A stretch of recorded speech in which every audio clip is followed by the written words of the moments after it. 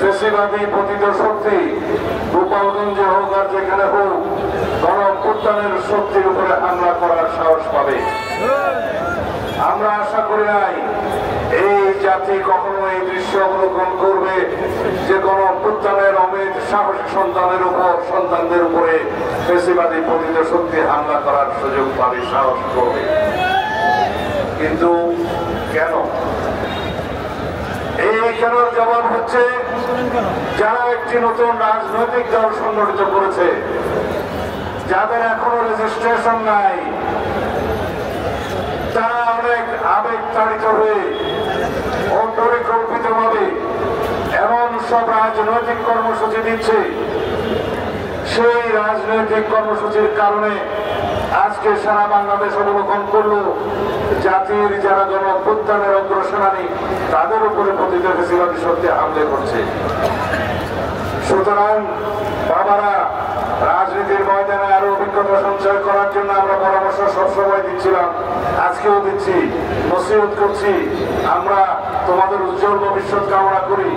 বাংলাদেশের গণতন্ত্রের জন্য তোমরা ভবিষ্যতে অনেক বেশি অবদান রাখবে, তোমরা জাতীয় নেতৃত্বে পরিণত হবে সেই আশাবাদ ব্যক্ত করি। কিন্তু যেভাবে তোমরা যাচ্ছ, যেভাবে এনসিপির আমরা এই কর্মসূচির ধরন দেখছি, তাতে করে আমরা একটা মেসেজ পাচ্ছি যে কোনো না কোনো বাহানায় এমন কোনো অবস্থার সৃষ্টি করা যাতে করে বলতে পারে যে সরকার কোনো কিছু নিয়ন্ত্রণ করতে পারছে না, এই সরকার নির্বাচন কিভাবে দিবে। আর কিছু কিছু প্রশ্ন তো ইতিমধ্যেই আপনারা তুলেছেন। এই নির্বাচন কমিশন নিরপেক্ষ নয় কেন? শাপলা প্রতীক না দিলে কি নির্বাচন কমিশনের বিরুদ্ধে অঙ্গুলি তোলা যায়? জাতীয় প্রতীকের মার্কা ছাড়া কি বাংলাদেশে আর কোনো মার্কা ছিল না? এই প্রশ্ন তো আমরাও করতে পারি। যারা বলছে ধানের শিশু তো সেই জাতীয় প্রতীকে আছে, কিন্তু ধানের শিশুর মার্কাটা যেভাবে আছে সেটা নির্বাচন কমিশনের তফসিলে আছে। সেই তফসিল অনুযায়ী বহু আগে 1978 সালের আগে সেই মার্কা ওখানে বিদ্যমান ছিল। সেই মার্কা নিয়ে আজ পর্যন্ত কেউ প্রশ্ন তুলে নাই। সুতরাং রাজনৈতিক বক্তব্য প্রদানকালে রাজনৈতিক ইতিহাসটা আগে চর্চা করে বক্তব্য দেওয়া উচিত। যারা বলছে আইন শৃঙ্খলা পরিস্থিতির অবনতি হচ্ছে, কিন্তু সরকারের তো আপনারাও অংশ। কাদেরকে আপনারা উদ্দেশ্য করে বলছেন? যে সরকারের অংশ আপনারা, ঘুরিয়ে ফিরিয়ে বাংলাদেশের মানুষ সবই জানে। আপনাদের দুইজন উপদেষ্টা সেই সরকারে বসে আছে। 2 দিন পরে তারা আপনাদের সাথে জয়েন করবে, তারপরে আপনাদের সাথে নির্বাচন করবে। এই দৃশ্য তো আমরা দেখার জন্য অপেক্ষা করছি। বাংলাদেশের জনগণ সবই জানে, বুঝে।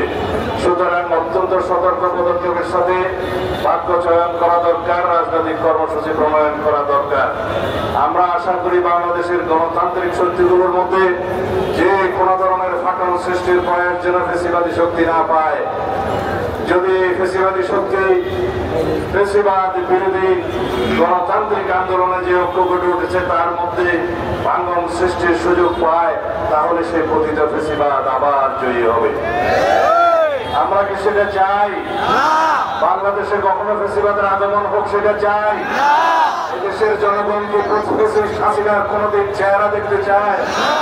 সুতরাং এই ফেসিবাদ বিরোধী যেই জাতীয় ঐক্য গড়ে উঠেছে, বাংলাদেশের মানুষ যে জাতীয় ঐক্যকে শক্তিতে পরিণত করেছে, এই জাতীয় ঐক্যের বিরুদ্ধে যেন কোনো পদক্ষেপ না ওঠে, এই জাতীয় ঐক্যের মধ্যে যেন কোনো ফাটল সৃষ্টি না হয়, সেইভাবে আমাদেরকে সকল রাজনৈতিক দলকে গণতান্ত্রিক শক্তিকে ঐক্যবদ্ধভাবে এগিয়ে যেতে হবে।